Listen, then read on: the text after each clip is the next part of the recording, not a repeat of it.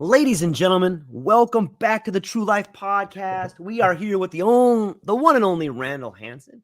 He's a psychedelic marketer and advocate for all things healing, nature, food, wellness, love, entheogenic plant medicine. He's also writing a book, and he's just an all-around great person. Randall, how are you doing today?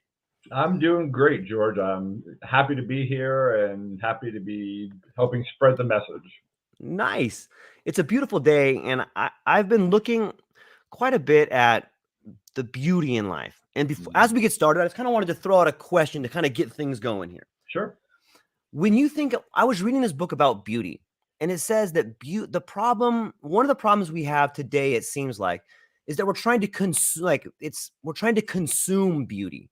But beauty is not something that can be consumed. It's more like something that can be contemplated. What do you think about that? Wow, that's a beautiful question. I agree. I'm a photographer too, amateur photographer. And I see that dichotomy when I look at something with my eyes and just admire it. And then I try to capture it with the camera. The camera image is never the same as that beauty you see firsthand. And I think that's part of it. I live in a house with a lot of windows, and I'm on my laptop way too often. So I get up and I look out and I take what I call a mindfulness break. I just look out the window, and every direction I have, I sit up on a little hilltop above a lake and forest land, and no matter which way I look, it takes me a moment, and I just take a breath and breathe in that beauty. So I think there's something to that. It's just experiencing it. It's not trying to capture it, or I'm not trying to hide it in my house. I'm just trying to appreciate it and be in that moment. I think that's, to me, what beauty does. It stops you. Yeah, probably there are some that are trying to consume it and keep it from the rest of us, but no, nature won't have that. So. Yeah, I agree. There's something so beautiful and contemplative about nature. You talk a lot about nature. I was reading some of your posts. Like, where did this fondness of nature come from? Was like young Randall running out in the forest and like playing stuff, or like what does your fondness for nature come from? I think it comes from, I'm the youngest of 4 brothers, and I think the youngest sometimes can be a little invisible. And so in some ways that's great for freedom. And I spent a lot of time in nature. We had a lot of trees even where I was growing up, and I'd climb to the top of the tree and I'd not only see the beauty of the distance and the horizon, but I also found I could be listening in on conversations from people below me that didn't know I was up in the tree. But I just found a peace in nature. I couldn't define that as a child. I just found it soothing. I didn't know why. I built a tree fort. I loved being outside. I loved when people couldn't find me because I was hiding in the tree. And in high school, I actually thought I was going to be a forest ranger. I really thought I was going to go take forestry in college and work for the Forest Service. And as I look back in my life, I realize I have accomplished that in a way because I'm sitting on 30 acres of forested land, and my wife and I, Jenny, both manage this forest. We are restoring the health that was logged about 30 years ago. And when forests are logged, they just kind of, take the best trees and leave all the bad stuff. And so we're cleaning that up now, 30 years later, and it's just a labor of love. But that, I think it comes from that childhood, just that innate sense that nature is peaceful and restorative and calm, can bring you new insights. That's a beautiful story. I'll go all the way back to the beginning of that story when you said that you learned that you could climb trees and listen to people. What an amazing what an amazing thing to learn from nature is how to listen. Yeah. Listen and just be involved, just aware of your surroundings. Too often as I'm sitting at my laptop, I'm so ingrained in whatever project I'm working on that, just like the other day, there's this beautiful tree right outside my window here, and we had just this crazy half-hour invasion of these birds called crossbills, beautiful colored orange and green, and they just were flying up and down from this tree, and it's like forcing me. Nature's like, get off your laptop, look at this, and right in Yeah. your perceptual, right in your view here. And it was beautiful. It was just so yeah. Nature is definitely a great teacher. I saw this really great. It's not a statue. It was more of a work of art, and it's very difficult to explain it as beautiful as it is. But I'll do my best to give you a visual of it. Okay. Imagine like a large platform this way, and in the middle of this platform is like a one-way mirror almost, and it's about 5 feet high. And on one side is the statue of a man pushing on the wall with 2 hands in like a runner's pose, and it's made of computer parts, and it's wires coming out and like little monitors. Wow. And on the other side is the exact same man, but he's made of branches, and the image is of this nature pushing against technology. Wow. And it was such a beautiful sculpture that it's just stuck with me for so long. And I see it once I saw it. I think that's one of the beautiful things about art is like once you begin to see the image that art is showing you, now you can see that image in other things. It's almost like it's been imbued in you, and now you can see that artist's artwork living in everything around you. It's such a beautiful gift. And I see it in what you had just said about when you're staring at the computer and you're focused on this project. Maybe you have to get it done, or maybe you have a deadline, but then there's something so beautiful over here that's just desperately trying to grasp your attention. Yeah. It seems like they're fighting for each other. And I'm wondering if you see that in your life, or you see that around you, or have you seen that growing since you were a kid, and now you think that fight is still relevant today? I definitely think so. Let me give you a little jump off to a little side track here for a second, but we're all involved in social media, and sometimes I think that's part of our problem today too. And I was on a journey, and one of the outside my deck, so out in nature again, beautiful setting. We can talk more about that later. But the one message that came to me during that journey was, none of that matters. That's not life. What you see in social media. And I was spending, I don't know, probably an hour a day on Facebook, just going through posts, sometimes posting my own stuff, sharing stuff. And it's like, wait, that's an hour away. I could be taking a hike. I could be working in the forest. I could be doing something much more meaningful than liking or loving or laughing at a post. And it's just so yeah, I think I would love to see people kind of push back a little bit from technology. Technology is a great tool for us, no question. Yeah. What we're doing right now, we wouldn't be able to do it unless I flew to Hawaii. So it's a great thing. But we have to take breaks from it. We have to, the other thing that a strong vibe that came to me was nature always wins. And I think about this image, pictures of in Chernobyl, where the nuclear meltdown, and now decades later, we see this forest and birds coming back to this place where humans can't even survive still because the radioactivity is still so high. And so nature, I mean, that's the thing, nature will always win. No matter how much we fight it. That sculpture is a perfect example. Technology is pushing up against it, and it's like nature's like, no.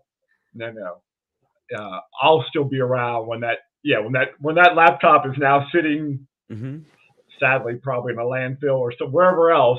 Nature is still going to be there. Yeah, it's interesting to think about, and I've been doing a lot of thinking about this idea of nature and nature winning, and I think that's a great way to put it. I'm going to pose this question to you. I've been thinking a lot about spiritual reality, and I'm not even sure really how to define that, but I think about virtual reality. I think virtual reality as being this almost religious spot for technology. And on the other side of that is spiritual reality, which might be the height of like a LSD trip or a psychedelic trip or a plant medicine. But it's this other reality that is always there, but you can't stay there, but you can go and visit. The same way you could be in virtual reality, you could be in spiritual reality. And I almost think that virtual reality is like the shadow of spiritual reality. Well, can you help Wow. me flesh out that idea a little bit? Like, what do you think about that? Wow. That's really an interesting concept. I love it though. Um, well, first, let me just say that spirituality can also come in other modalities, Yes. breathing techniques and deep meditation, things like that. But I I would say that in almost every person I've talked to that has done some different modality of consciousness, mostly through psychedelics, with my experience in talking to people, uh, there is a spiritual component, and it's fascinating to see, depending on the people. I've had some people that have said, I was an atheist, no belief in God, no faith, no nothing. And in their experience, um, they found so much love, and they Yeah. they heard, again, it's so funny how we describe cycle. It We is. don't hear that. Well, some people maybe they do. I don't, but we hear telepathically these words from God, from the spirit, from the divine, from whatever, and everyone calls it something differently. It's amazing to me. But there is that sense of when we're in this place that we're all connected. And I think that virtual reality is the opposite, because in virtual reality, we can make people in our virtual space. We can build our virtual house and our virtual forest and all that, but we're alone in that unless we bring in people and do a group virtual. But in a psychedelic or in an altered consciousness experience, we not only are we connecting with some greater spirit, oftentimes people are connected with a dead relative, and they have, like, this woman I spoke with for the book was talking about how she had this half-hour conversation with her grandmother, who had passed, a decade or two before, but had raised her as a child. And so she had this beautiful moment. And again, so it's this connectedness of energy, of a greater power, whatever we want to call that. Uh, I had a minister, Episcopal minister, who did a journey, and he actually spoke in tongues during his journey. And he thought, but going in, he thought he was as close to God and spirituality as he could be. So there's that difference. Someone who's an atheist says, I don't believe in God, and then has this experience. Someone who's a minister, a priest, and says, I have this beautiful relationship with God, and goes on this journey and says, oh my God, no, I had a connection this big, and now it's gigantic. So yeah, I think I never really thought about the virtual versus the spiritual, but I love that, George. That's a great. Keep going on that. That's a great question. Yeah, thank you very much. I just, you know, it brings up the idea for me, and I kind of got. I was reading a little bit about. I want to get into some of the posts you had talked about the Heroic Hearts Project, and Yeah, life and educating and empowering people, and how you got there. And as I was yeah, reading this stuff the other couple of days ago, it just got me thinking. So much healing is done in the felt presence of the other, or so much healing yeah, is done when we have this connection to the planet, or this altered state of consciousness. And you know, you could call it religious or you could call it spiritual. It doesn't bother me what anybody calls it or what their right, connection is, but there is something there, and it yeah, seems like that's where the healing is. And for so long, at least for me growing up, there was this spiritual void. Like, I've always felt connected, but the draw to psychedelics to me was the beginning of healing for me. It was the beginning of being pulled back into the world of wholeness. And when I think of wholeness, I think of holy. And it's so interesting to me how I've been talking to so many people. I've been so fortunate to hear their stories about maybe they've had PTSD, or anyone can go online on LinkedIn, or they could go on the internet, or they could look at the research coming out with psychedelics and people that are being healed. And I know that you have a passion for helping and inspiring and healing people. yeah. And I'm curious if you think that, like, what is it about being next to this spiritual source that heals us? I I think for many, it's not only that hope or sense of a greater power, and that we're not alone, and that we don't have to rely just on our own merits for everything, because it's exhausting. If we have to Yeah. do everything ourselves, it's exhausting.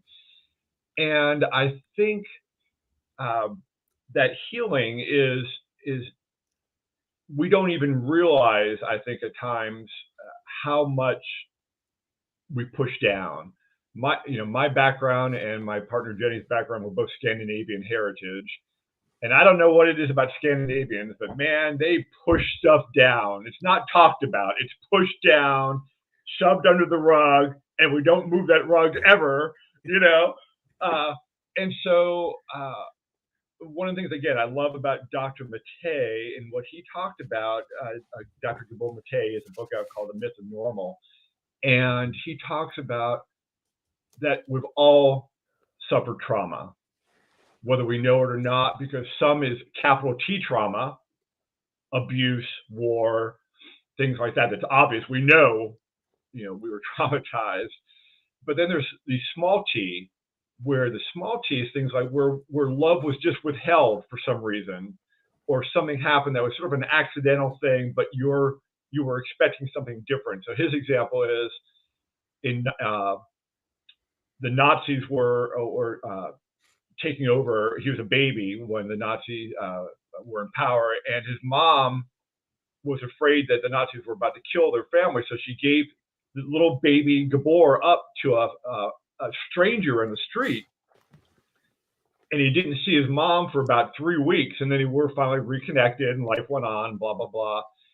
And then he had this psychedelic, he had the sacred ceremony with natives in Canada, and he relived that moment of that trauma when he was this baby, and he was able to see how that one moment in time impacted decades of his life, and how he treated other people, and how he didn't trust, because as an infant he lost that trust because his mother, his dominant caregiver, gave him up to save him, because he didn't know she was trying to save him. So I think this healing, and that's the other thing with veterans too. It's fascinating to me.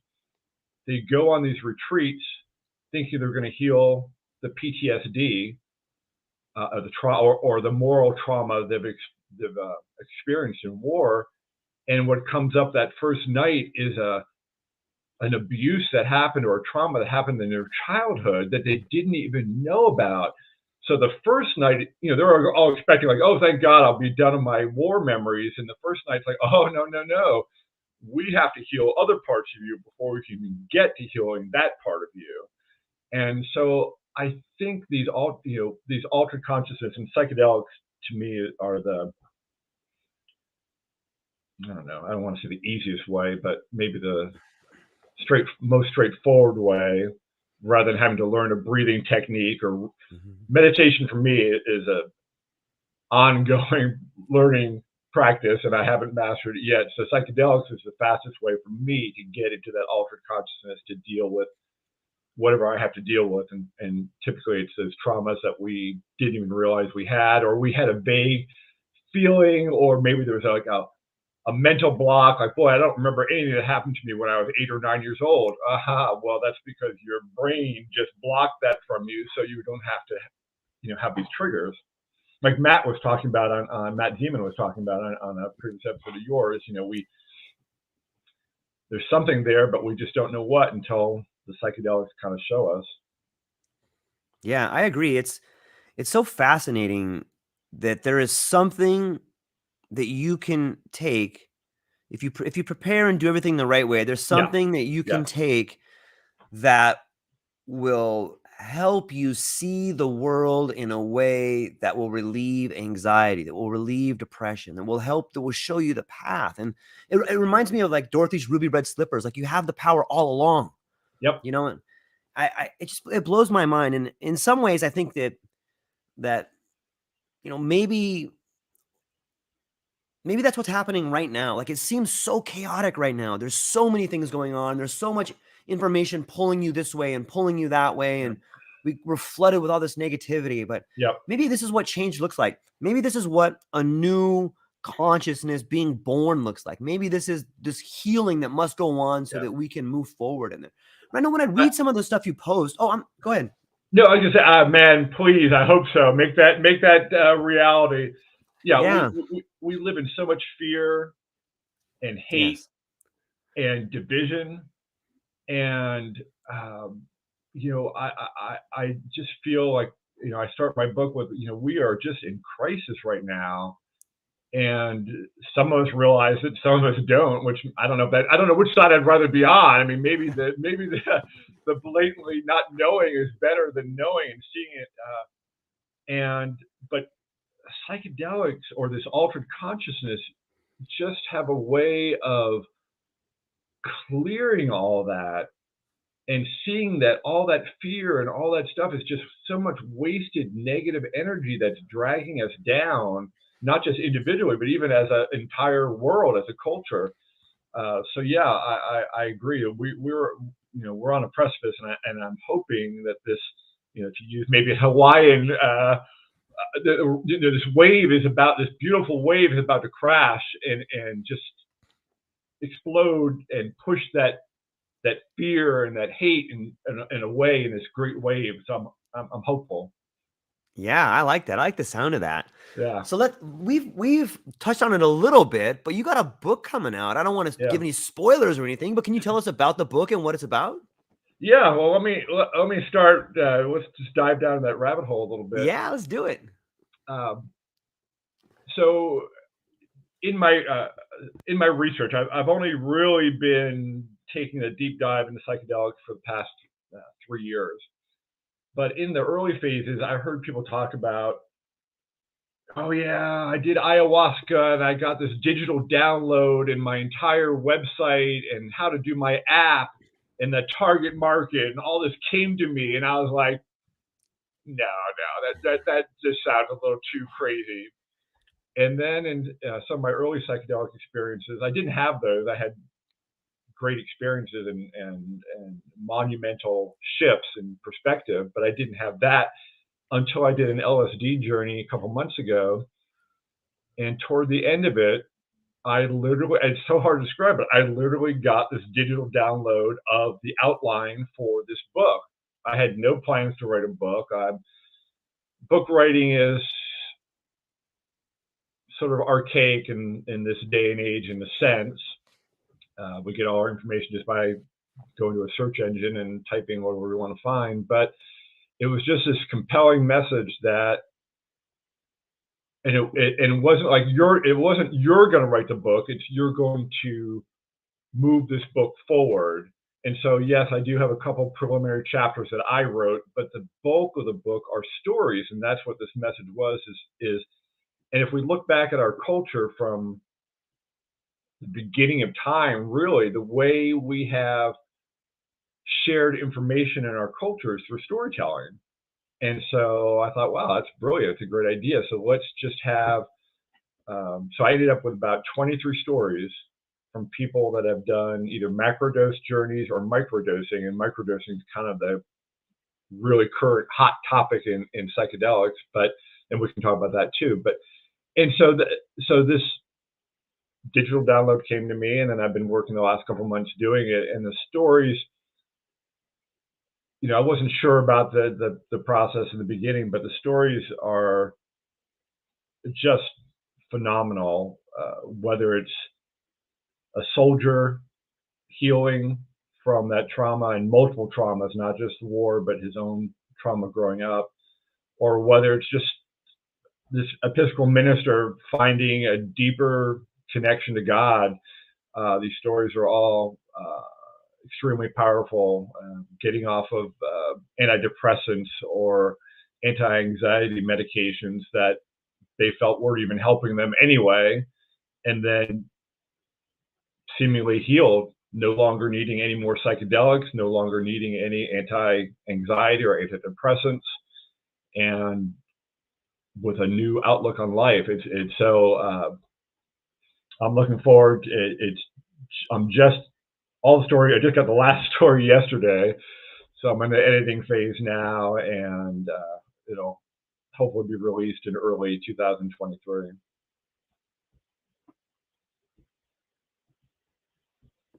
It's amazing the art of writing a book. It seems that it used to be this thing that I it's interesting to go from reading books to writing books. And when you said it's an archaic form, like I think it's that's a good way to describe it, but I would add a little twist to it in that Sure.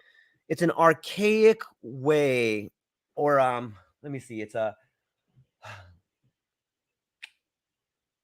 archaic revival of thinking. Because it's a way for you to, it's almost like your brain is giving your body permission to fully acknowledge the information. When you write Yeah. it down, something happens, right? Like when you get it from here, when you translate the vision into reality, it's such an amazing thing to do because the spoken word is so beautiful and the written word is amazing in its own way. But when you have Yeah. them both together, it's almost like they reinforce each other on like a feedback loop, because once you've written it down, you can consume it, and then you can put it back. You can change. You can put a blue in there. You can put a little bit of a yellow. You can put some music to it. And Yeah. there's just something beautiful that happens when you do it. I can't wait for your book to come out because I can tell how passionate you are about helping people. I can tell how passionate you are about seeing beauty in the world. And to me, there's something beautiful about someone who can translate that vision into reality. And so I love the idea. And let's talk about storytelling too. That might be the oldest form of Yeah. translating, visions into reality. Yeah. And so when you have someone that has had an experience or a life thereof experiences and now is in a position to become a storyteller, that's got to be exciting. How do you feel about becoming a storyteller? Well, again, it's funny. In this book, I don't share any of my story, although, I'm sort of the orchestrator or the whatever of the other stories. But I think it's beautiful because I think, you know, you read these people's accounts. And the other kind of neat thing, let me just backtrack for a second, that what I didn't even think about this, so it's not my brilliant comment, it's somebody else's, but I don't know, about halfway through this process, I was talking to someone, we were talking about her story, and we were doing some feedback after the story, and she said, "Wow, thank you." And then, of course, I don't know, thank you. And she said, "No, no, because I want to thank you because this helped me further integrate my experience by telling the story." And I thought, wow, that is genius. And that's not my genius at all. Again, so that's what I mean by this greater power giving us sometimes information that we didn't have. And so I thought about that because one of the things we talk about with psychedelics is the importance of integrating. Mhm. And it's not you just don't take a psychedelic and like, oh wow, I'm changed and I can go on with life.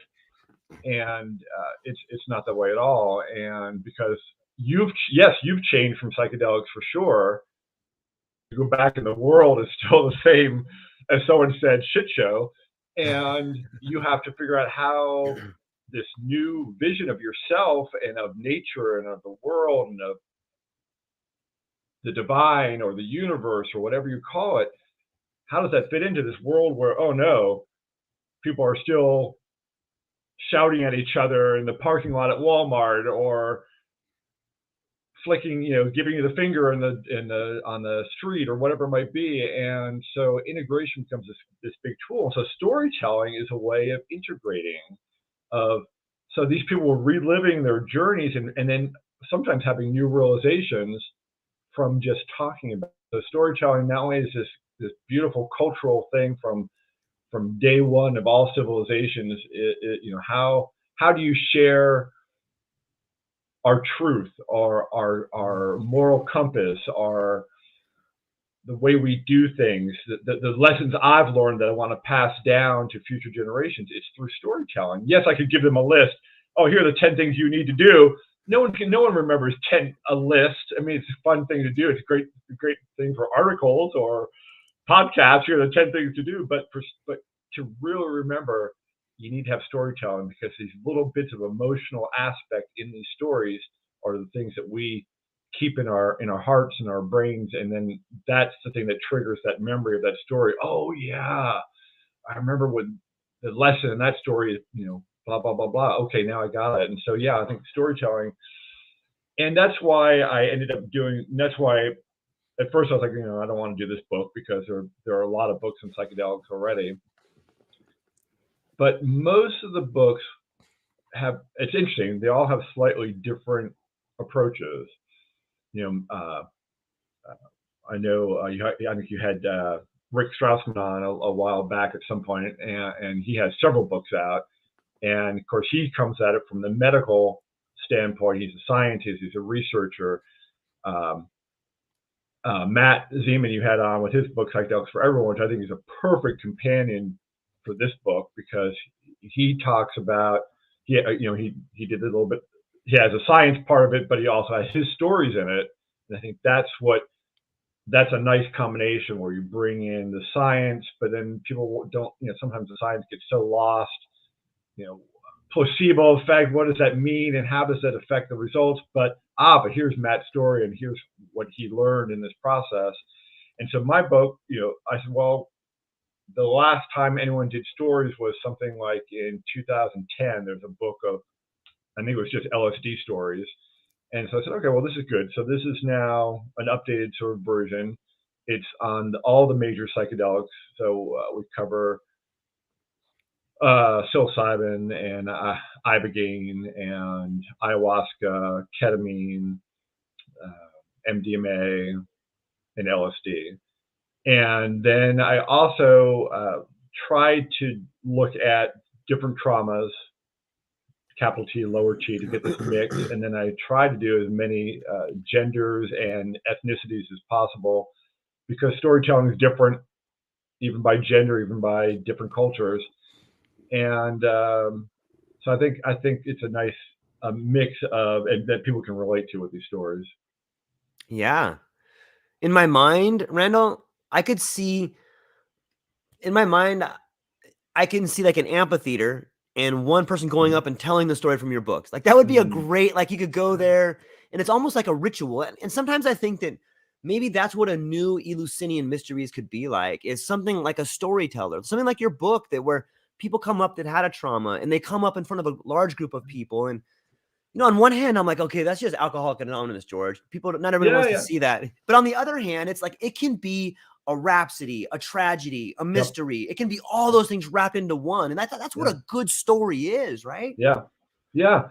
And, there are some of these stories, I have to say, warning about psychedelics, at least from my experiences, is you become more in tune with your emotions, and the emotions are much more closer to the surface. And I'll try to read one of these stories and I can't get through it. I'll start choking up, and because the change is so palpable, so strong, and you just feel such elation that these people have found themselves, or found something they were missing, or whether it's healing or that spiritual component, or just found their place in the universe. So many people are just lost, don't know personally, professionally, who they are, what they should be doing. And so I think these stories have that power to say, oh wow, I relate to that piece. Maybe I don't relate to all the trauma or all the things, but I relate to that. And wow, if that person can find something, and whatever that is, healing or spirituality, then maybe I can do it too. And so I think, there is that power. And I love that idea of that. It makes you think of, Shakespeare in the Round, but instead of Shakespeare, it's storytelling. And Shakespeare in a play is storytelling in that sense. So, but I love that. I love that idea. Integration circles are a little bit like that, but that's what people who are all sharing their stories of psychedelics or consciousness. It would be better to do that type of storytelling. Do it in a mall or something crazy like that, and say, hey, gather around. We're going to hear the story of healing. And that's the one thing that, my big challenge with this book, and even with this whole journey I'm on, is how do I get that information out to the general public? There was a great research study published about a month ago that showed the potential benefit of psilocybin for alcohol use disorder. Very small study, but the results showed great possibility, way better than the placebo effect for psilocybin and helping people end that dependency on alcohol. And Forbes on LinkedIn published the story. And so I went in there and I did my nice little comment like, wow, this is so wonderful and beautiful. And, looking back at how Alcoholics Anonymous even started, psychedelics are a way to break that. And then I went back and I started looking at the comments from people outside the psychedelic realm. And it was, oh, great, we're trading one drug for another. Good job, people. Or, oh, the druggy culture is back. And it's so sad to me because, we're fighting 50 plus years of disinformation about these medicines from, the good old President Nixon deciding that the anti-war movement and the hippie culture was a little too powerful for him. The black culture was a little too powerful for him. So let's kill cannabis, let's kill psychedelics, and spread this misinformation about, do psychedelics and you'll never come back, and your brain on drugs with a frying pan and all this crazy stuff. And I hurt sometimes because I think of all these deaths we've had over the last 50 years, and suicides are especially, but that could have been healed through psychedelics, but because of politics, we said, oh no, most of these are all Schedule 1 except for ketamine, and Schedule 1 drugs say there's no medicinal benefit whatsoever. And we had studies back in the 60s proving they were medicinal benefits. They were people doing stopping people breaking that alcohol and addiction dependency in the 60s. And all that research just got buried. And now we're seeing that finally again with MAPS, one of the leading organizations doing the research in psychedelics with MDMA especially, but also with psilocybin. And we're seeing these great inroads with PTSD, with depression, with anxiety, with addiction, with OCD. And it's like, wow, we lost, 50 years, we could have been saving so many lives. But anyway, the hope is now we are on this great wave and we're not going to have another political pushback. And in fact, we're just seeing some things, I just saw yesterday in Congress, we're finally moving forward with setting up committees and looking at possible legislation for moving psychedelic therapy, especially for veterans, to make it FDA approved, which would be astonishing, wonderful, amazing, and about time. Yeah, man, that's sometimes I think that, like, when you look back at the history of the research that was done, or the people that have done psychedelics, or the way in which it was closed off to everyone, I liken it to like a large mushroom trip. And like anybody who's done mushrooms or psilocybin or any of the analogs, they realize that it kind of comes in waves. And like, for a minute you get this euphoric feeling and you start understanding things. And then you're like, okay, am I done? Wow, that was crazy. I guess I'm what's going to happen. And then you have this moment where you come back, and then all of a sudden another wave comes. And each time it's like the rising tide, like it comes up, it goes back, and then it comes up a little further, and then it comes back, and then it goes up a little further. And I think that that's where we are with psychedelics. I think the 60s may have been the first wave, and it washed up over us and it left this residue. And we're like, whoa, we got all wet. That was awesome. What was that? Oh, it's gone. But here it comes again. And now a bigger wave, like the same analogy that you used of another wave coming through. And I see, it seems to me that not only is it the medicine, the plant medicine that helps you as an individual learn and get better, but it's almost like once you've taken it, you've become the mycelium, and now you're growing with it. And you as an individual become the medicine or the catalyst to go help other people.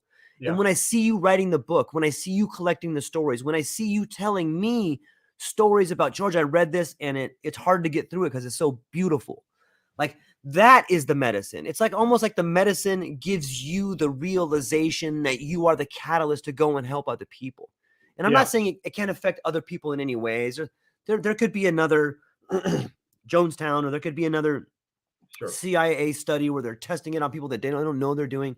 But for the most part, it's going out and it's changing people one by one so that they can go and become catalysts to help other people. And it's such a beautiful movement. And I know it's not a panacea, and I don't want to pretend like it is, but it is doing something and changing the world for the better. And I can see it happening, and I can see it with people's stories. Yeah, I 100% agree, George.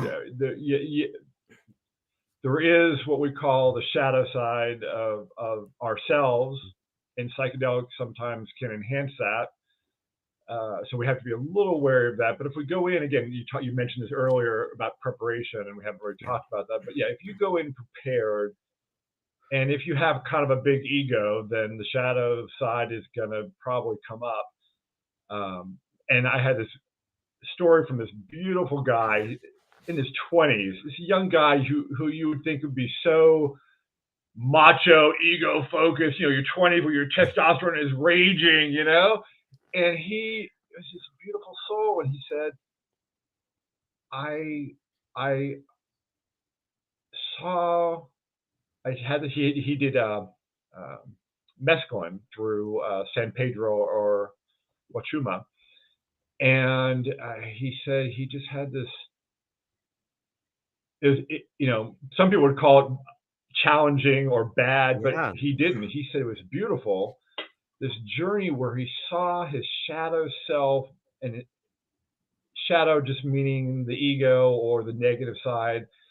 And he saw how it made him mistreat his girlfriend, the friends around him. And the medicine basically said, is this who you want to be? And he was, wow, I didn't realize I was kind of a jerk. And it transformed him in a way that he saw that. And he is truly this beautiful person that just wants to help people, as you just said. Now, flip that to a healer I met who took the medicine, and the medicine told him, "You're the greatest healer there ever is." And he said, "Oh, yes, I am the greatest healer there ever is." And he came out of that experience, the shadow self, totally, he gave this, it was supposed to be a Q&A, and he gave this like 1 hour lecture about how he knows everything about ayahuasca, and ayahuasca flows through him like his blood. And oh my gosh, I was like, wow, he needs a different psychedelic to knock him down a few notches or a lot of notches. But for the most part, I would say, 90% of the time, or I have no idea the statistic, but I would say the vast majority of the time, the psychedelics just helps you see the connectedness. The best example of that I can give from a personal experience, and I've actually never shared the story, but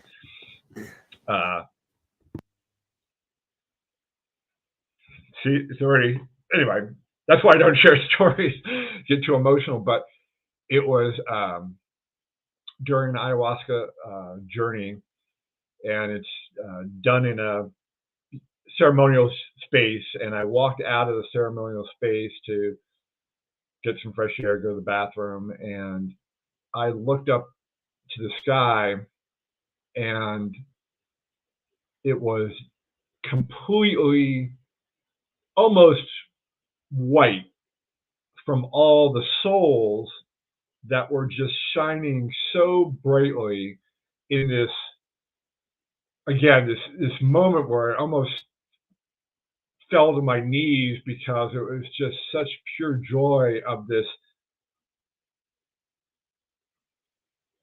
souls just watching out for all of us, that we are, again, not alone. And even when people, there's always this, I don't know about other religions, but obviously in Christianity, we talk about heaven, and no one really knows what heaven is. But in that sense, in my mind, in the psychedelic moment, DMT, it was just this, and I've been in Montana, and I've been in places, Wyoming, where dark skies, but this was nothing like that, and it was just so profound, and it was this sense.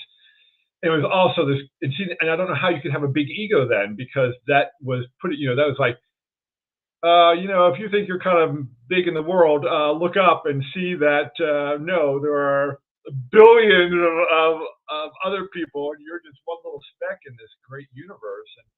And I think that's a big universal message that a lot of people get, whether it's being shot up in a rocket ship, as some people talk about, talking to aliens, but it's the sense that we are not alone. So that's a good feeling, but we're also not alone. So we can't be selfish about it either. We have to help people, and I think the vast majority of people in psychedelics are all like, yeah, how can I help you? What do you need? What information can I give you? How can I sit and listen to you today? How can I hear you? And that's the beauty of this movement, this experience. Rand, that's beautiful. I wish everybody, I've had this experience, a similar experience, in that I know what it's like to fall to my knees feeling so thankful and be surrounded by beautiful. That is worth more than to have that feeling, even for a moment. Yep. Maybe you're lucky enough to have it for an hour or 30 minutes, or maybe it's a fleeting glance, but to have a moment where you just like are overwhelmed with beauty, where you're like, oh my God, I'm so loved. Yeah. That, regardless of your problem, if you can just have that for a moment, if you can receive that love, like it washes over you, it cleanses you, and it's it brings you back to this idea. Please, what do you got? Yeah, no, I was gonna say, and again, in the vast majority of psychedelic stories, love is the most beautiful four-letter word ever expressed, and almost everyone comes out of that with a sense of love, with a sense of I am loved, with a sense of, oh, now I understand why my parents couldn't quite give me the love I wanted, because I see they weren't loved in their childhood. And so it's this, it's this love, it's this beauty, but it's also this deeper understanding that, wow, all this crap I've been holding about, I was the youngest child and I was ignored, or hey, my oldest brother got the new bike and I got the hand-me-down. Well, that's all this, BS of life. That's nothing compared to the beauty, the love, loving of friends. It doesn't have to be a romantic love. It's just love of people, love of your fellow person, of this beautiful earth. It brings me to another point, and I'm curious to get your thoughts on this. It seems like in the psychedelic experience, we get to a point where language fails, whether it's, regardless of what psychedelic you're taking. It seems to me that this point can be, whether it's a dissociative or it's a hallucinogen, whatever your medicine is, it seems to me, at least for me, I've found myself at a point where I can't talk, or I can't describe. I can't thoroughly describe what it is. I can say it's beautiful, it's love, but it's fast. I can use words to explain it, but I can't really describe it. Yeah. What do you think this lack of language is? Can it be the point at which we're able to find new concepts, and that's why we don't have words for it? Or what do you think this inability to explain what's happening is? What do you think this lack of language is? When language fails, what is that? That is such a fantastic question, because that's one of the, if we talk about these hallmarks of a psychedelic experience, one is the inability to really describe it, which is sort of funny, because it was almost like LSD was giving me this joke, like, okay, you're going to collect stories, but no one can really express the experience this way. I love chatting with some of these people, and they were like, well, God spoke to me. You say, whoa. I didn't hear God. I didn't even see God, but God spoke to me. And I'm like, wow, yeah, we almost need a new language for this, because these experiences are undescribed. I mean, we can describe like he just said. Oh, I saw God, or God spoke to me, but we can't really, because he didn't literally speak to us. We heard it again telepathically or whatever it might be, and it's just so fascinating to me. And a little aside, only on psilocybin for me, in the actual journey, I can't speak. Like during this one journey, my wife and I were on a journey on the outside deck, and it was a beautiful journey. And we had a playlist. We haven't talked about music. I'd love to talk about music here in a minute if we have time. But we had this beautiful playlist on that all psychedelics I love. On psychedelics, this one song was this deep, deep down in a canyon, and it was dark, and I was alone and struggling, and I was internally screaming like, get me out of this thing. This is, what's going on? And after the journey, I was talking to Jenny, and I were integrating, and I said, God, that one song, it seems like it lasted like 2 hours. And she said, babe, I'm sitting right next to you. Why didn't you just tell me, fast forward, go to the next song? And I said, I couldn't speak. I was shouting it to myself, but I could not verbalize. And I don't know whether that was a medicine saying, no, you need to be in this spot and deal with it, or whether it was just something that psilocybin does to me. On LSD, I can speak, I can talk, I can walk around, but with psilocybin, the journey goes so deep for me that I am just gone. But yeah, so that what makes these stories in the book interesting is that people do their best to try to explain what happened to them.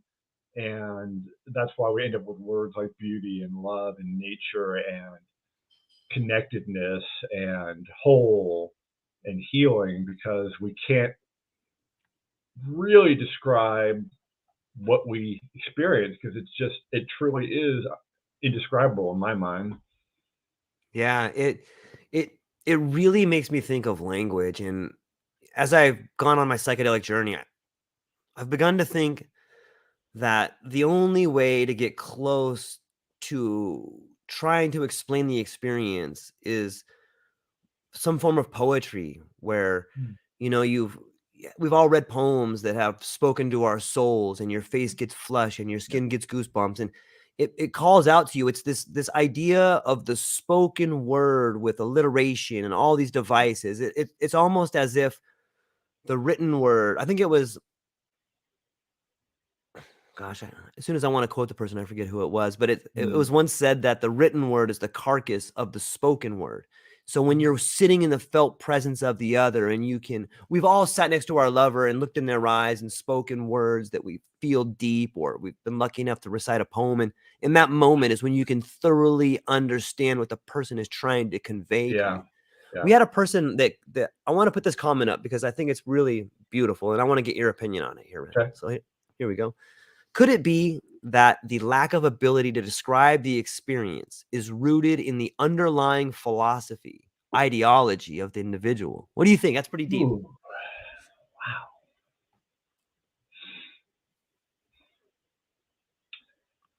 I don't know, because I mean that's a question I really have to dissect there. I think I love, back to what you said before this question. Some people, as part of the psychedelic experience afterward, do write poetry or prose as their method of integrating. Some paint, some do sculpture, and so I think the key is there are multiple ways to express that experience, and I think maybe some people do it non-verbally or through written or whatever way, because they can't express it that way. There are no words, so they try to do it through a painting, or if a poem where it doesn't have to be logical, like a book or something like that. It can just be, like you said, beautiful words that are kind of spewed out there that are just coming from this experience. But I don't know. I don't know the science behind that exactly why that is. I do know that everybody has a way of at least expressing some aspects of that, and I think maybe some of that's also more emotional than thinking, so they can talk more about their feelings than about the stories where they're talking about reconnecting with their mother, or uh, some people relive their birth, which is crazy to me, and I Yeah, can't even fathom that. But um, or uh, or healing, it's all emotional. But when you get to the thinking part of how your brain changes and these new connections, it's much harder because those connections maybe are new. This neuroplasticity that we're yeah, just kind of discovering. And I love this image of the brain. The one image of the brain not on some altered consciousness, and you see, like 8 or 10 little pathways connecting, and then on psychedelics or in some altered consciousness, you see like 50 pathways all connecting. And to yeah. me, that's why we can't express it as well, because we don't actually have that ability yet. Maybe the further we integrate and further those connections keep happening, then maybe later the better the ability we're able to express what that experience was. Man, that's beautiful, man. I want to touch on that. Like, I don't really believe in coincidences. I think that a coincidence is what you get when you apply a bad theory. And it's Mhm. so interesting to me how often and how much this idea of neuroplasticity is just coming into my life. And you know, I spoke with a young lady named Abigail Calder, and she's studying the effects of LSD and neuroplasticity. And Mm. you know, and it's so interesting to me, and it's almost as if my idea, my vision, everything I know about the world is changing. Like, and I see it happening in real time. As I'm talking to you, my idea of the world is changing. My reality is changing. And that's neuroplasticity happening in real time. Like, Yeah. it's so fascinating, and it makes me so excited. And I hope people listening to this are getting to feel a little bit of what we're feeling and understanding that the experience you have every day is a psychedelic experience. If you're willing to really see, if you're willing to Yeah. really be open to what's happening to you, how can you not get goosebumps? How can you not be excited? How can you not be in a moment of love where you like just look around you, look at the people, look at everything that's happening? Like, there's such a amazing time to be alive, and I hope people are getting to understand that and see that. And I I just it makes me so thankful to get into that. And I Yeah. I Well, I'm it please. good. Good. No, finish. Yeah, I was that's it. I was done. I didn't have anything else to say because it's so awesome. I love it. And that's why I love this podcast that you're doing. I love the other podcasts and the book, all the books, not just mine, but all of them that are out there, uh, that people are seeing. There, from whatever happened, capital trauma, T trauma, little trauma, something, we sort of had put these blinders on, and psychedelics has the ability, not always, but has the ability to remove those blinders and expose this new reality, as you're saying, and that can become your reality through Yeah. psychedelics. And yes, the one funny thing I've always, as you picked up very early on, I've always loved nature. So when I'm doing a psychedelic journey and I'm looking at my trees and my forest, it just looks as beautiful as it does right now as I'm looking out the window.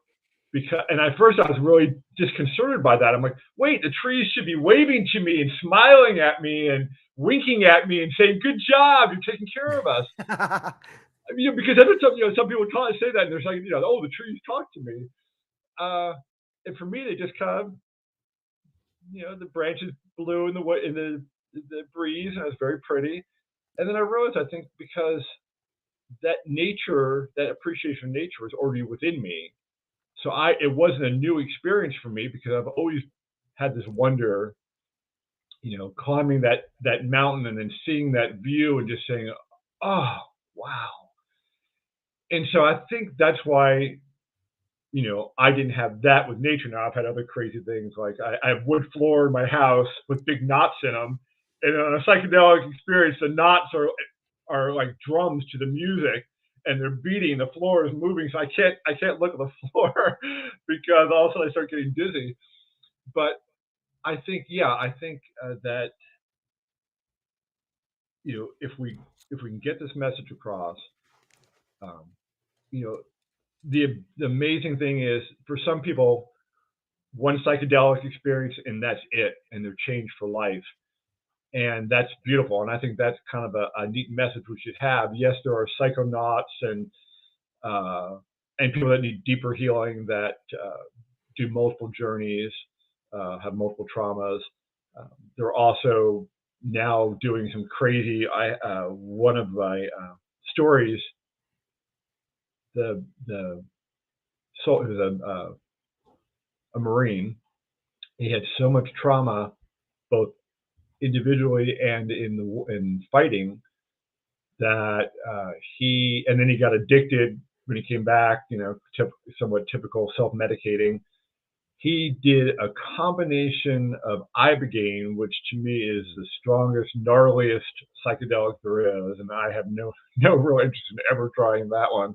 Although I've heard also beauty, so all these psychedelics have beauty, but some are more challenging than others.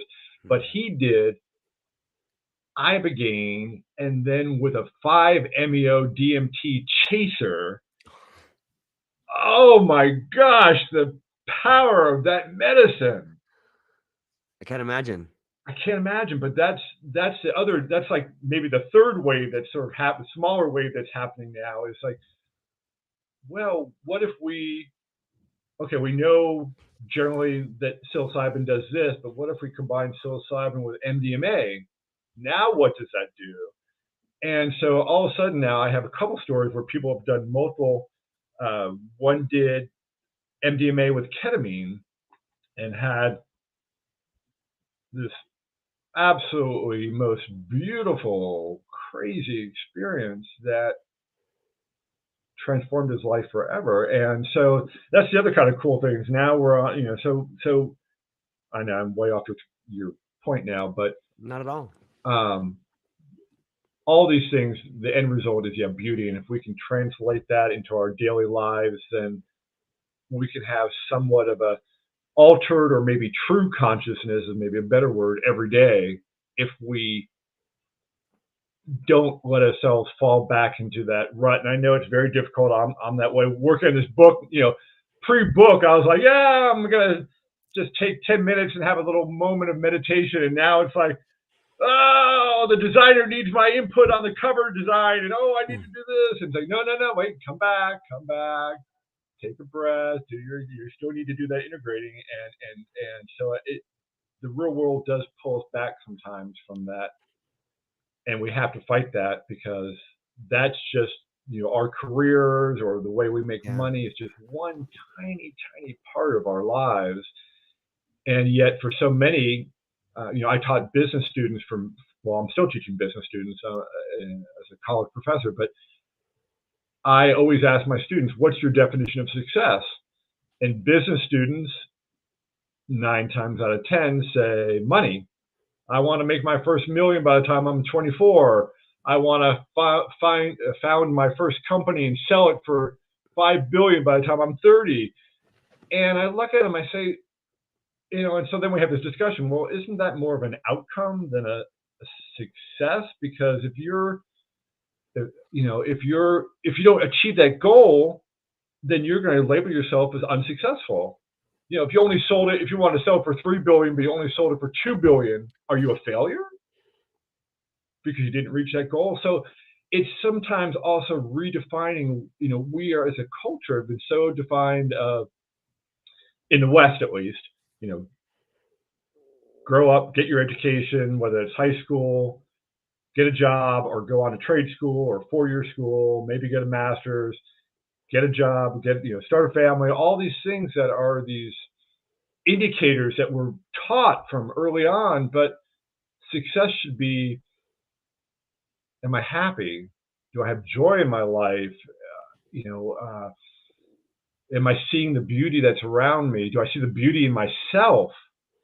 And we're sometimes so compartmentalized into thinking that success is, money or, uh, a beautiful spouse or beautiful children or a house here and a house in the in the mountains or cabin, all these things that are these what's the word, financial, what's the word, materialistic things, which are silly because we can't keep them. We die and that house is now going to go on to somebody else. But the beauty and the love and all that, if we believe in some kind of eternal souls or eternal life or even reincarnation, whatever it might be, that love and that beauty and that spirit within us continues to that next phase, whatever that is. But all that monetary stuff, all the material stuff, that just stays behind with a shell of a body. And so I think psychedelics helps us reframe, what success looks like, and what life looks like. Yeah. So it brings up an interesting point, and I'm curious to get your idea on this. As someone who has done a lot of research in marketing, as someone who understands the business cycle, first off, I think that that's a great question you ask your students is what is success? But isn't so much of marketing trying to, open up the behavior of someone and slip something in there and then shut it back down?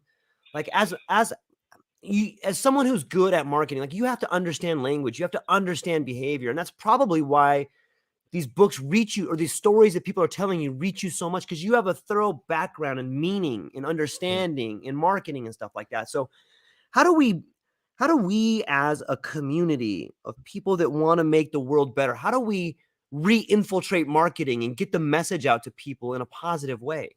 Yeah.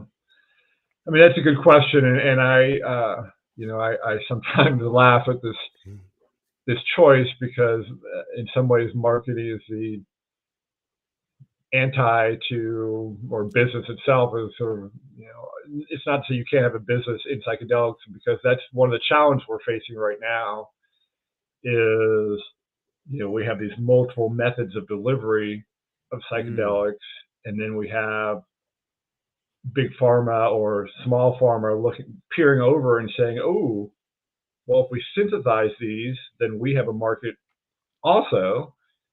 And there are purists within psychedelics that say, the Kevin O'Learys and all those money hungry people, stay out of this because you're going to kill the purity of it. And I walk on that line so much because I'm a believer, and I'm a believer in Matt Zeman's title, that psychedelics should be available for everyone. Not necessarily for everyone, but Right. we should have that access. And yes, psilocybin, magic mushrooms pretty much grow all over the globe. So in that sense, they are accessible. But for someone like me, who grew up, I don't know how or why, but afraid, foraging the mushroom, eat the wrong mushroom, you die. I'm not going to go in my forest and try to find, with a book and try to find the right magic mushroom to do. So and of course, most of these trials are using synthetic versions of the mushroom so they can get the exact dosage, perfectly. So I walk that line because I agree. I want psychedelics. I want that healing for everybody. I want people to not have to take an antidepressant that makes them feel like they're not their true selves for the rest of their lives, even though they weren't even designed to be that way. Antidepressants were designed to be at most 2 years, at least that's how they were studied. And people are on them for their entire life now. I want to see that inner city or third world person who's struggling with how to even find water or electricity or shelter, but find healing as well. The one sort of legal psychedelic, ketamine, those prices are sometimes $1,000 a treatment or more. and who can afford that? And so, bring in these big, or bring in for-profit companies that can reduce the price. But we also know from the pharmaceutical industry, they're not necessarily open to having lower prices. They're open to making money and shareholder value. And so being with my skill set, as you mentioned, it's so frustrating to me because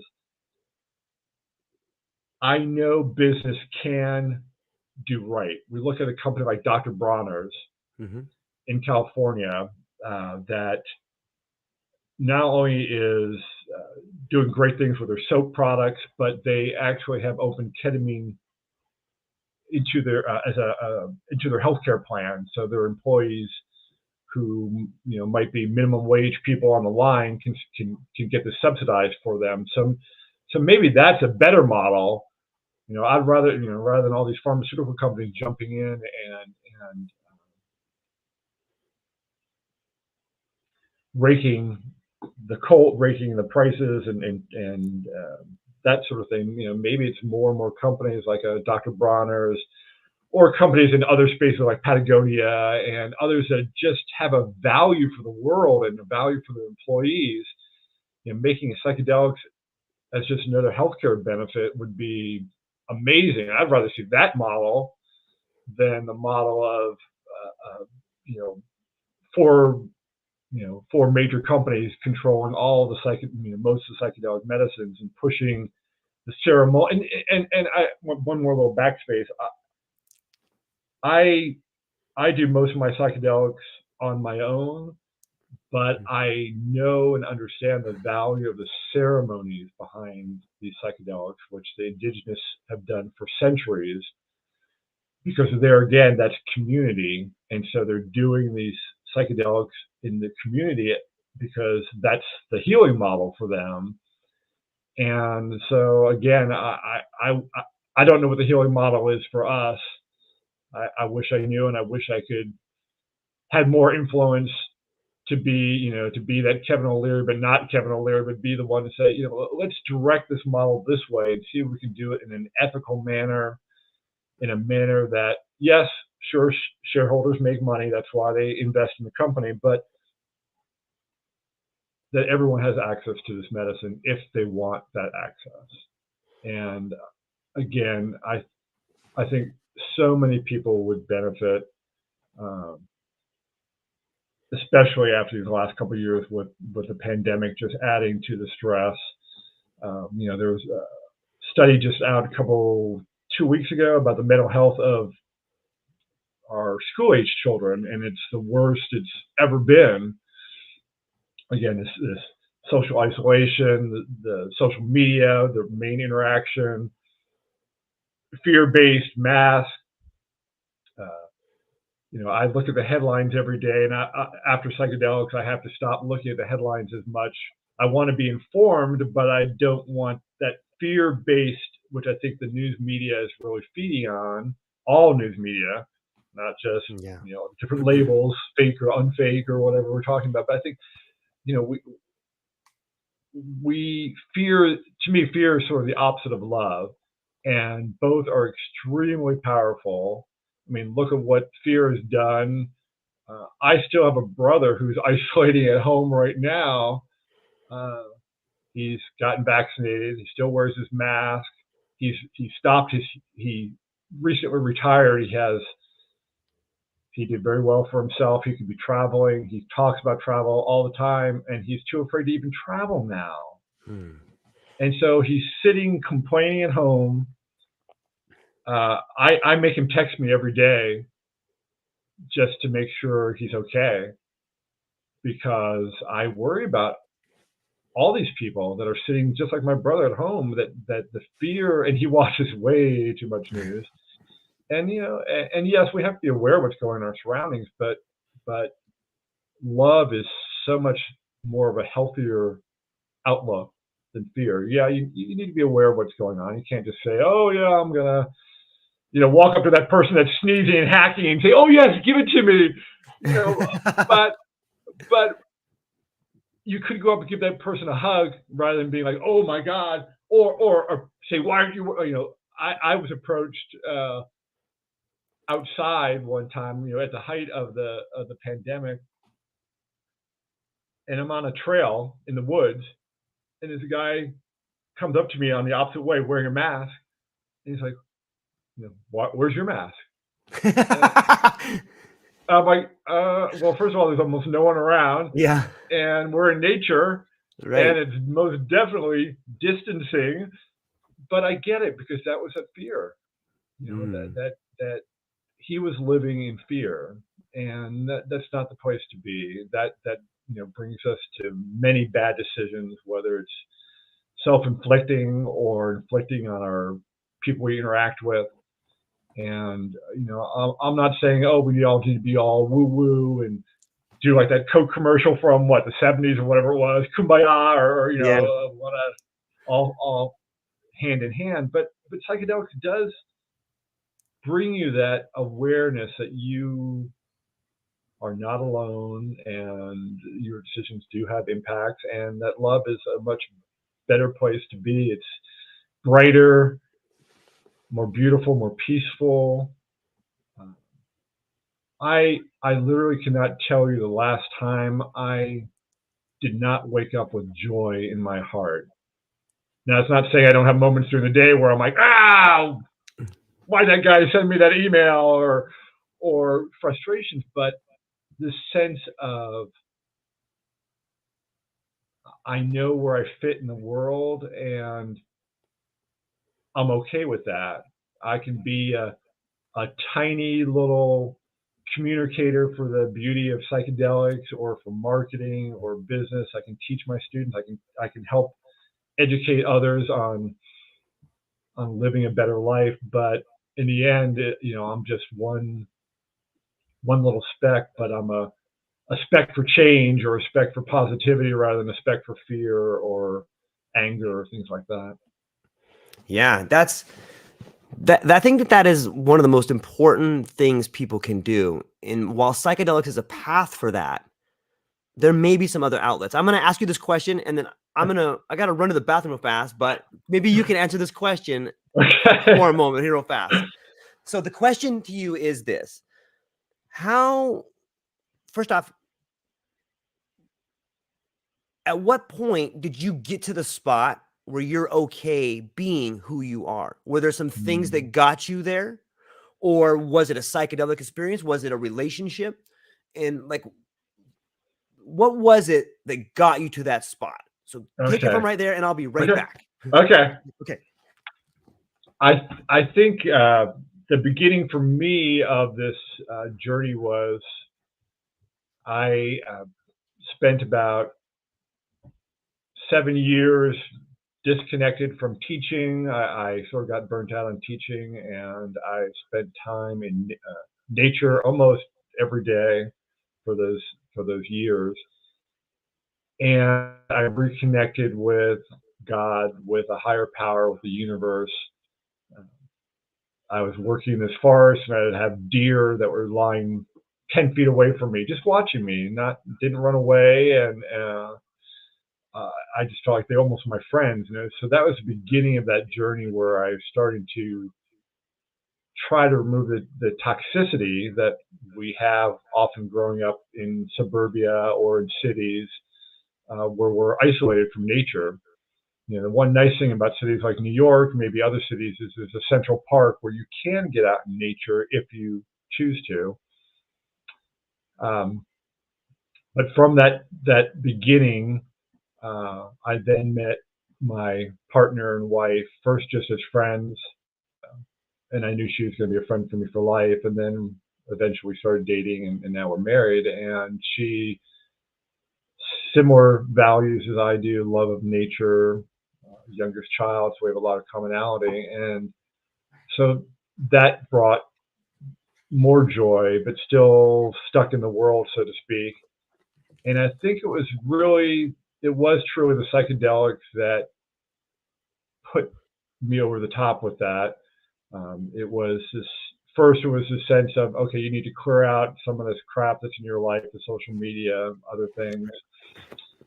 And then it was, again, as we talked about it earlier, it's just so hard to describe, but I had this one psilocybin journey where my intention was to get closer to God. And that had been my intention in a previous journey, and it was a very different journey that, and probably too long to discuss. But the second one, it was just this pure sense of peace. And it was also the sense that I wasn't breathing, and I was okay with that. At first, I did sort of have to put my hand on my chest to make sure I really was breathing, but it was a sense that I was completely free. And then I had this light just emanate from inside my head out. And I actually had to open my eyes rather than keep them closed, because I felt like I was almost getting blinded by the light. When I opened my eyes, the light diminished some. It was still there, but so I was joking with my wife after that journey. I said I needed sunglasses inside my brain because the light was so bright. And I think that was the final journey that pushed me over that edge of joy. But it took some period of healing before that. So for me, it's maybe almost like a decade-long process. Now, if I had done the psychedelics at the beginning of that journey, when I was in the forest, it might have happened a lot sooner. Back then, I wasn't really even thinking psychedelics. I was just thinking I need to get away from people. I need to be in nature and clear myself, clear my soul. I was dealing with some guilt feelings and shame that I had from previous trauma that I had, and was able to work a lot of that out through just being in nature. And then psychedelics was the final 20% maybe that really pushed me over the top and cleared all that out. Yeah, I see a Ariadne thread that runs through this maze, and it is this idea. I like how you use capital T and little t for trauma, but I really think that this thread that binds us together is whether you find it through psychedelics or you find it through meditation or maybe some other medicine or something. I think the thread is that understanding that the traumas in your life, while maybe horrible, were necessary. And I think psychedelics allows you to come to the conclusion of why it was necessary. Maybe it was a lesson that was learned. Maybe it was a change that had to be made, that was going to be made, whether you liked it or not. It's not a question of, it's no longer a question of it wasn't fair or it wasn't right. It's more of a question of, oh, now I understand. There was a meaning there that had to happen, and it was going to happen in one way or another, whether the Band-Aid was ripped off slow or if it was ripped off fast, or there's still a hole or the hole has been filled. Like, there's a lesson there, and it's life's lesson. And if you can understand that the purpose of the tragedy, if you can understand the purpose of your tragedy, then I think you can come across as a Randall Harrison and have this love for life, this zest for life, this light, this blinding light. Like, the most amazing people that spread so much love have usually gone through the most horrific tragedies, and they've come out and they're beautiful because of it. Some people get consumed by it. And so I'm almost afraid to ask this question, Randall, but how did you become such a beautiful person? Well, it's a work in progress. Some people probably wouldn't call me beautiful.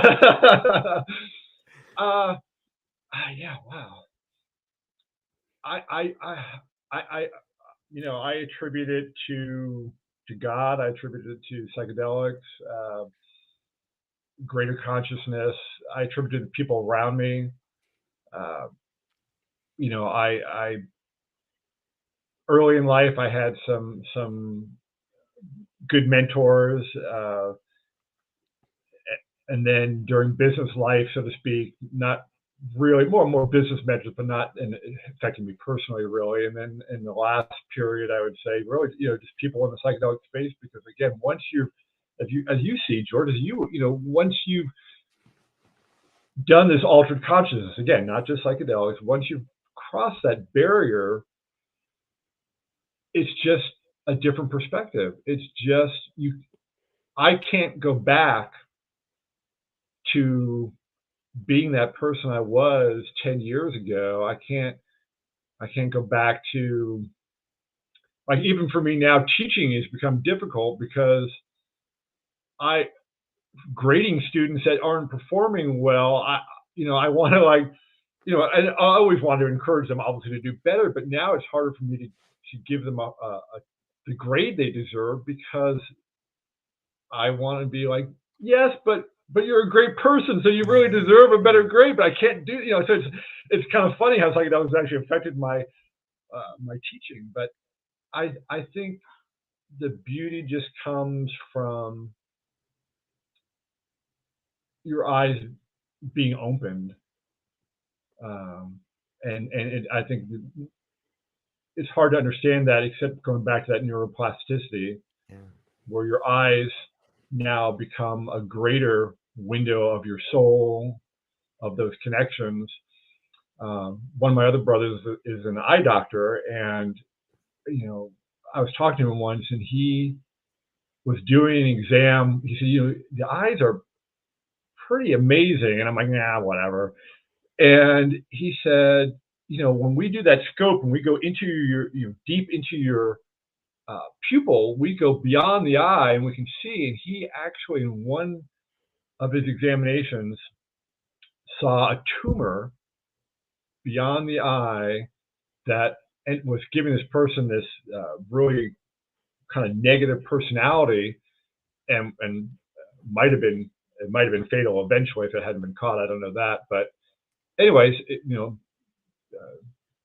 referred him to an oncologist, and he got the tumor taken care of, and he was a different person when he came back, much more. And of course, that could have just been the experience. He was thankful to my brother for not saving him, but curing him of this problem. But he was saying, the eyes are really, from a scientific standpoint or medical standpoint, so imperative. And so just thinking that now with a psychedelic experience and just talking about where this light behind my eyes, I think it's back to your question of the beauty. I think it's your eyes do get opened up, not in the literal, but in the crazy scientific medical way that these new connections are being made, and you're actually seeing things differently. So that irritating neighbor or coworkers now, it's just funny, wacky, strange, whatever, and just kind of move on, rather than being all day sitting there like, how am I going to get back at this person for irritating me so much? You just kind of move on beyond it. It's not, like I said, it's not that things don't irritate you anymore, because they do at times, but it's just your outlook and your general way of feeling and thinking just changes. And I think that people, and that's okay, that's one of the problems with integration also. Back to that, because that's one of my big things I harp on, is integration. Is like, we had this one story where this guy, first psychedelic experience, I think it was psilocybin, and the medicine told him, get off the alcohol, get off the cocaine, straighten your life out, you're loved, this is what you need to do. And he came back from that journey. He's like, oh my God, I need to, yes, I need to change my life. But all the people in his life were the people that were there the day before that journey. So his drug dealer was like, hey, do you need a new batch? And he felt actually more isolated than before his psychedelic experience, because before the psychedelic experience, at least he knew he was an addict, and he knew what he was, and he didn't like it, but he knew the people. But now afterwards, he was changed, and yet the people around him were all like, hey, let's party tonight. And he's like, no, I don't, and they're like, what do you mean you don't do that anymore? Of course you do. You're so-and-so. You do that all the time.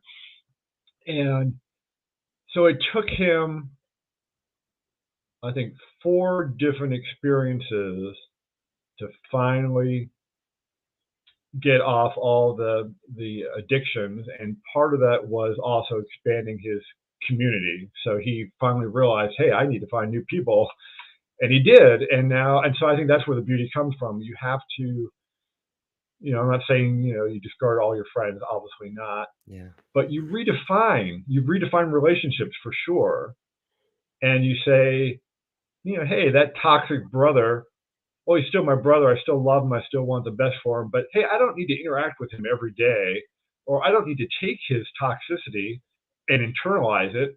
I can say, I hear you, I empathize, but that's not me. And I love you, brother. Goodbye. And then just find beauty. It in any other industry.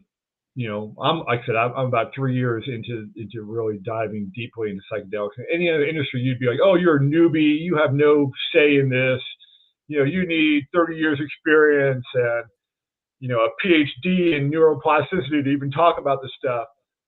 And in this community, it's like, wow, Rand, that's beautiful. You're writing a book and you're sharing these stories. This is fantastic. This is going to make the world better. And it's like, wow, this is it's so you need to find that community. You need to find those people, and that's how that beauty expands, and that's how that joy expands in your life.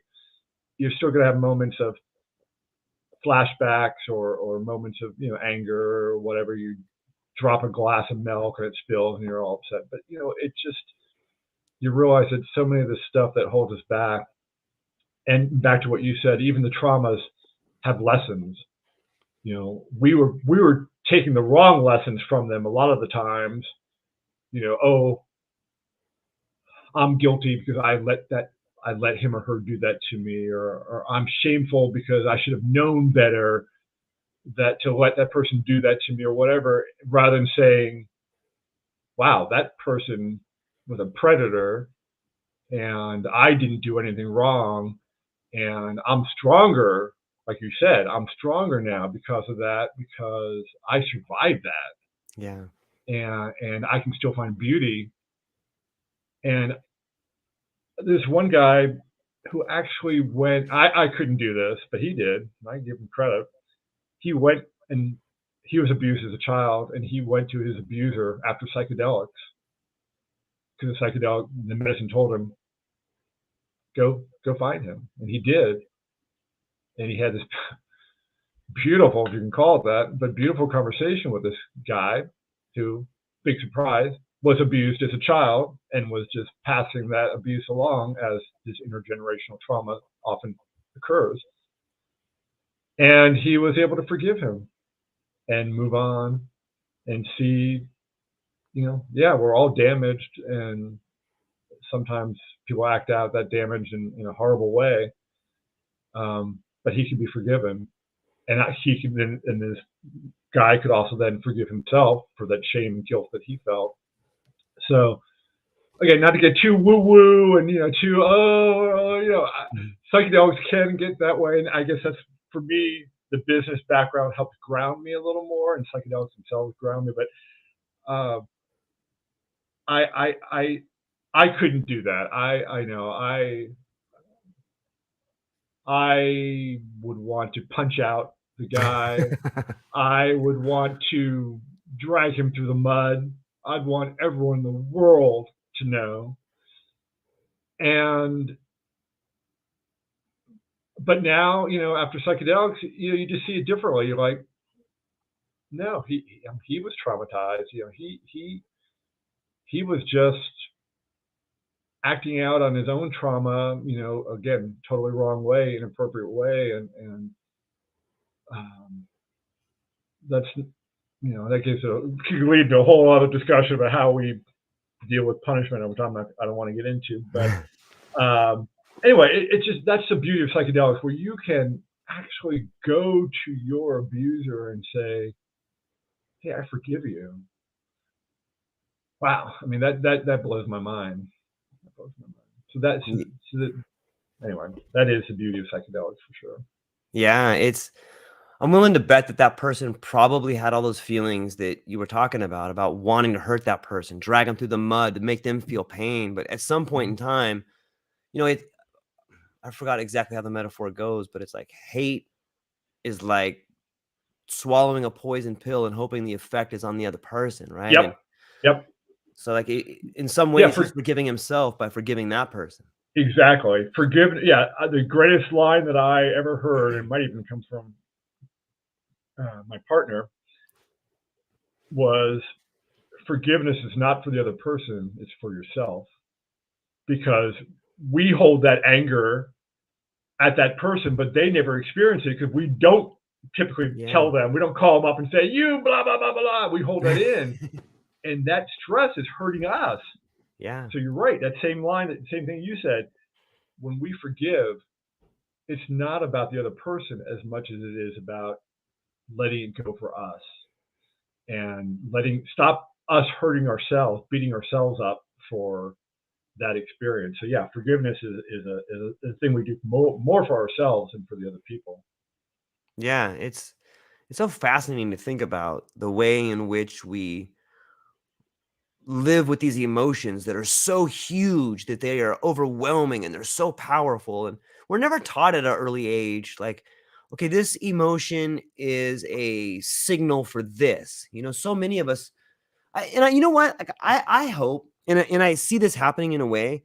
I think psychedelics has the ability to change the idea of education. You hinted at this earlier, but it seems to me that like what is known to the universe is not something that's taught, it's something that's revealed.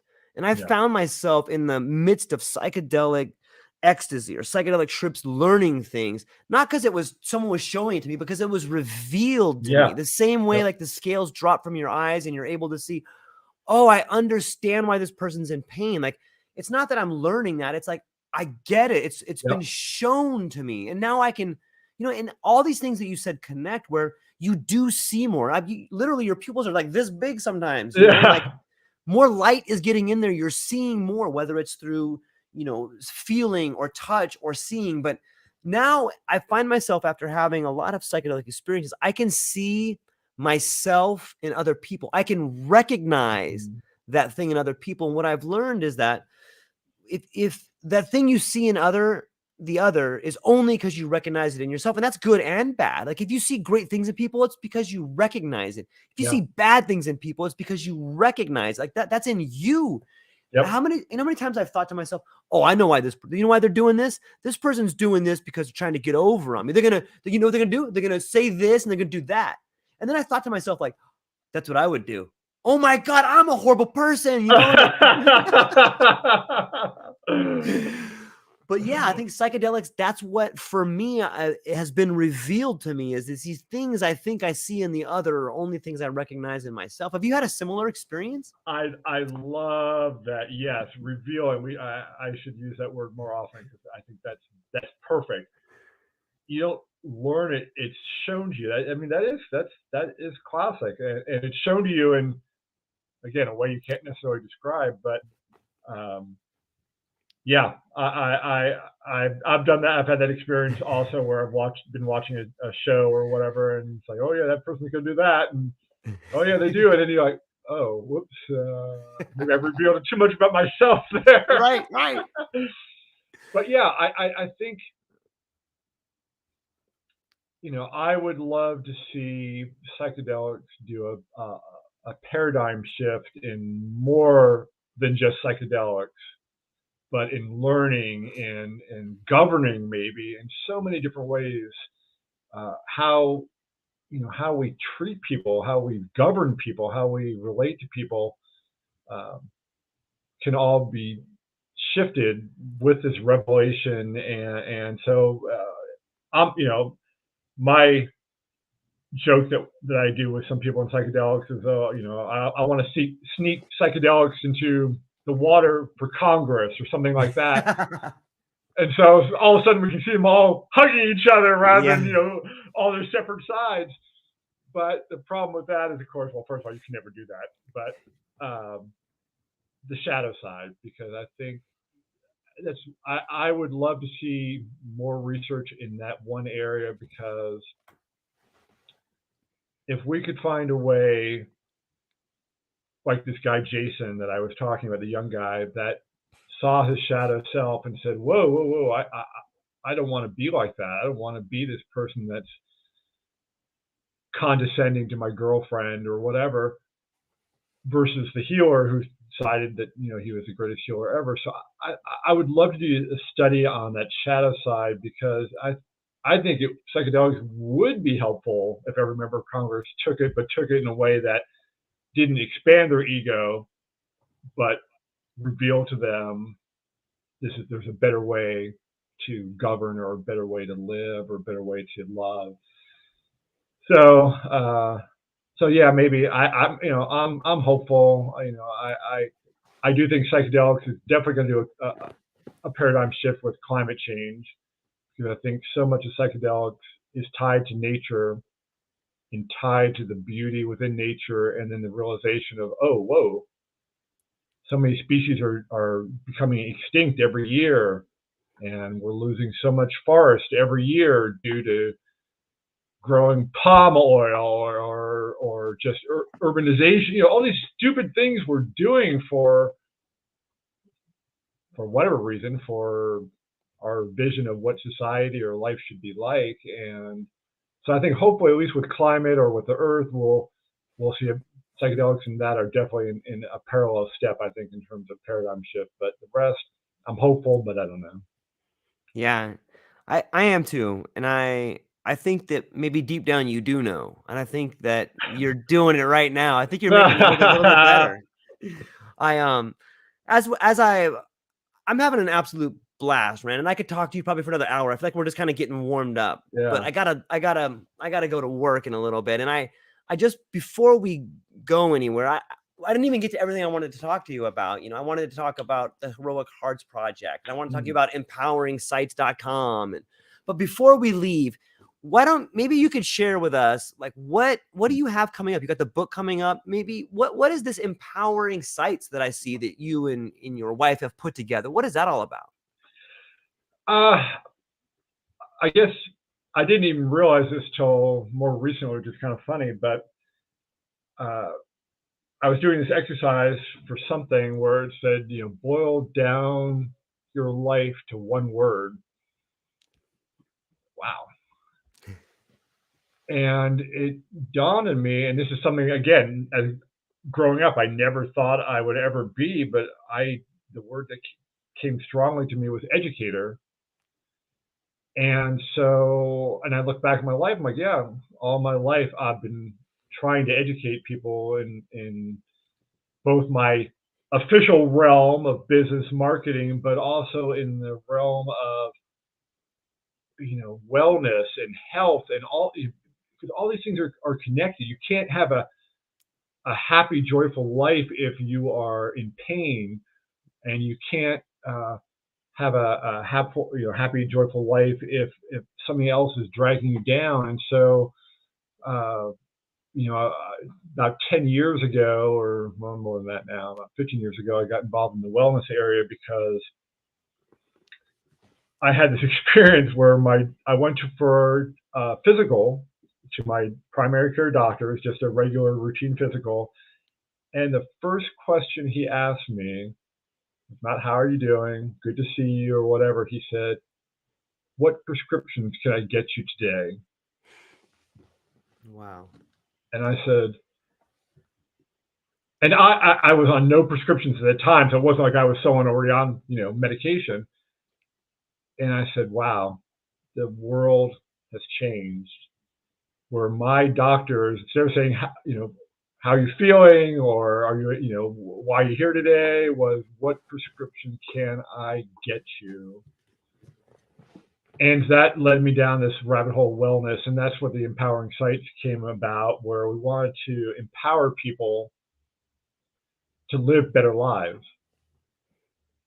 Educates the older word, empowers kind of the buzzier, cute word for it, but basically the same thing. And so that spawned this thing, digging into the science of why is nature so powerful? Well, trees and plants give off phytoncides, which is this chemical, and they also have these killer they're called, I just lost the name of them, but they're called something killer cells. And we can, as we're walking in the forest, we're absorbing these things. So it's not just the calming element of nature. There's actually a scientific physical thing happening at the same time as mentally and in your heart, because you're happy because you're in nature and you're seeing birds or whatever you're seeing, flowers. And then, so that was one component of it. So the nature was one component of it. And then I looked around and I saw, people are eating all this processed food. And I started looking at labels for the first time in my life, and sugar was a label in almost every product I bought. Salad dressing. What? Why is sugar in salad dressing? In ketchup, in tomato sauce, and all this stuff. And I started saying, and then I saw the study where the average American consumes, more than 100 pounds of sugar a year. And then I saw the obesity crisis, and so that led down to the kind of a wellness aspect of empowering sites of, here's how we should be eating, here's the things we should be avoiding. And then the third component, or the third leg of that, is exercise. And sometimes we get too caught up. Every January gym memberships go crazy because everyone's like, oh, my resolution to do it. And then by the end of January, memberships are already declining because people have given up on their resolution. And so it's like, well, don't make it a resolution, make it a life change. And exercise doesn't have to be in a gym. It can be taking a walk in your neighborhood, taking the stairs rather than the elevator in your business. Going, if you work in New York like I did for a couple of years, go in Central Park during your lunch break and take, walk in nature. Walking is actually probably the best exercise people can do, but they get so caught up like, oh no, I need to be in a gym and I need to have weights. And weights are important too, but all these machines, no, you don't need that. So those were all the things that kind of, so I was getting into this whole wellness space with that. And then psychedelics was just sort of, I guess, unplanned, but sort of this fourth leg that joined that wellness thing, because that's the component that adds the mental wellness. So you have the physical wellness and the spiritual wellness from the psychedelics. But yeah, Jordan, I love it too. You are a great host. I love your smile. I love how you react. It helps me as a guest. If you understand, I was on a Zoom with this guy, and the whole time I was talking, he was like this, and I was getting freaked out. I was like, I was like trying to edit myself as I'm talking, because every time I looked at him, he's like, I was like, and I was talking about, good, happy stuff. And yeah. Anyways, I love that.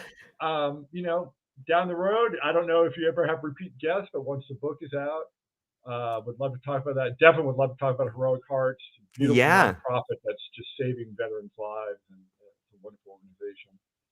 I have reoccurring guests all the time, and I hope you'll be one of them. I hope you'll be one of them. Like I said, I think we just scratched the surface. And more than that, like, I see this evolution of what I'm doing the same way that, you get a download, or the same way you begin to interact in something new and you learn about it. It's kind of like a dance, and then you can add in new moves. For me, the next move is having more and more people contribute. And I found that when we get, like, it's really fun to have like a one-on-one conversation, and I'm never going to stop doing that. But I have also found that there's a little bit more chemistry, and we can add a little color here and a little sound over there if we have 4 or 5 of us. So I saw that one that you did. Yeah, I'm going to start having more and more of those. And I hope that you'll be someone I can call on to come on and talk with people. It's really fun. And so, I feel like we're building a community and amplifying sound.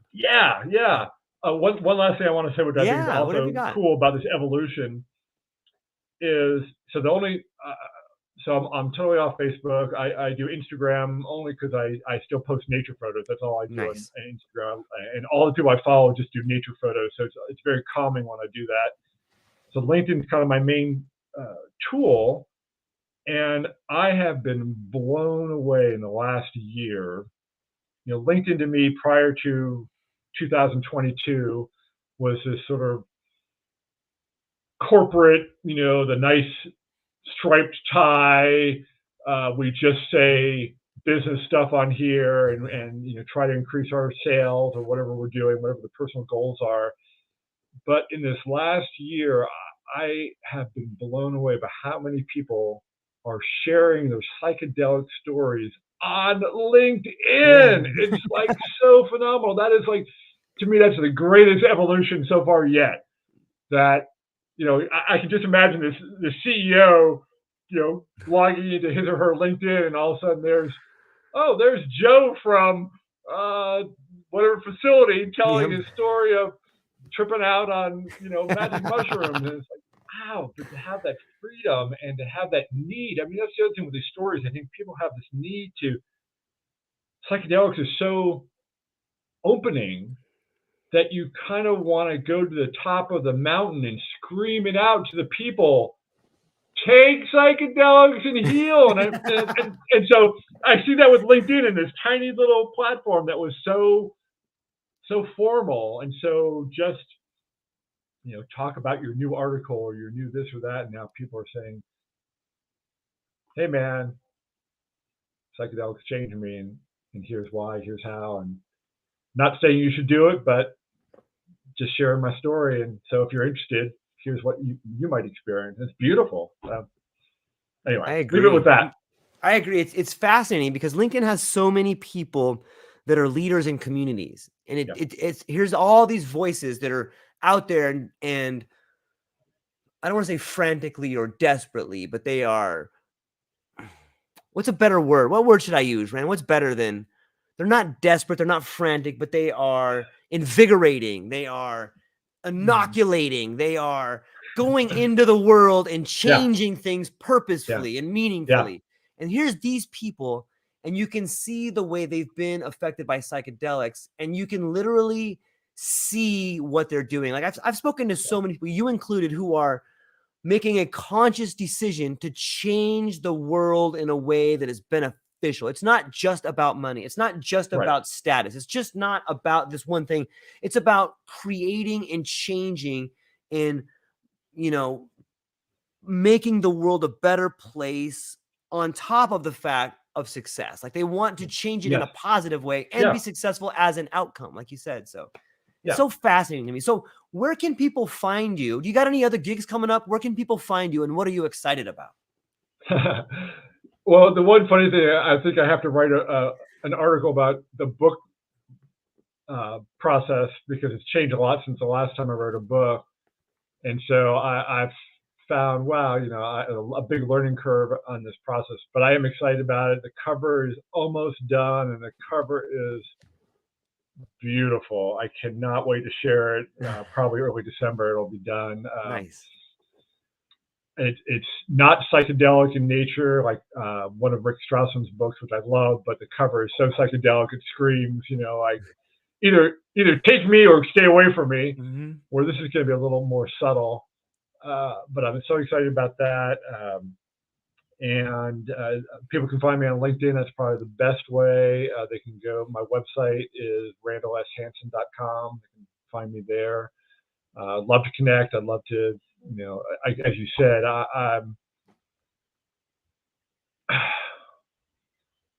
I don't know how big a force I am, because I don't think I'm that big a force, but I am a force for good.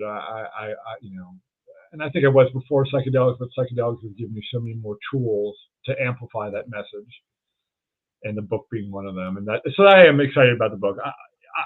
Back to your earlier comment, books are like my designer is like, well, you really need to focus on the Kindle edition. And I'm like, I said, I have like 10 books downloaded on my Kindle, and I don't read them. Give me, here's a book right here. Yeah. Give me a hard book that I can. I don't know why. I mean, obviously, on plane travel, having a Kindle or an ebook is a million times easier than lugging around a hardback. But I still love that sense. My book is only going to be in paperback and ebook, because a hardback, again, I think hardback especially. I don't know how people afford them. I look at hardbacks, $40 a pop, and it's like, I wouldn't pay $40 for my book. I'm sorry. $20, yeah, I'd pay that, but $40, no, I wouldn't. So, and then of course, the ebook you can price even much lower, much more economically. But so those are things. So the LinkedIn, my website. I will have a website for the book. It's not quite ready yet, but again, once the book cover is done, so launching in December, we'll have a website for the book too. I can't wait to read it. I'm really looking forward to. Now I'm excited to see the cover. So yeah, as soon as it comes out, I'll email you a copy of it. Okay. Yeah, I would love it. I would love it. And as soon as you're ready, I would be honored to be one of the first people to get to have you come on and explain it. So Yay. it'll be fun. Yeah. Ran, I'm really thankful for your time, and I'm really thankful for everything you shared. And I'm looking forward to future conversations. I hope you have a phenomenal day, and we'll talk again soon, my friend. Yeah, George, I hope so. Thank you very much. You're the first one that asked me to do the podcast, so you get the primary credit right there. Nice, very nice. So I'm gonna hang us up on here, but stay on for one more minute because I still want to talk to you for a second. Okay. Ladies and gentlemen, thank you so much for joining the True Life Podcast. Go check out Rand. He's on LinkedIn. He's got his website out there. He is a force, and he's a big force for positive change in the world. And I hope you can see that by talking to him today. I know I did. That's what we got for today. Aloha.